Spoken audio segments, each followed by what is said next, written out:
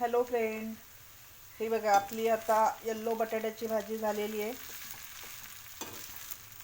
किती छान कलर आला आहे हिला, एकदम टेम्पटिंग अशी बटाट्याची येल्लो भाजी झालेली आहे.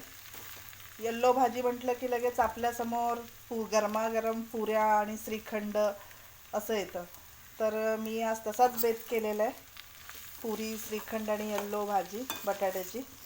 तर बघा आता माझी भाजी झालेली आहे.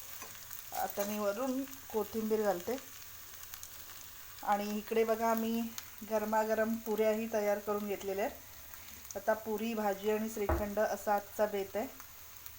तर या जेवायला तुम्ही सगळेजण. तुम्हाला आवडतं का पुरी आणि बटाट्याची भाजी आणि श्रीखंड?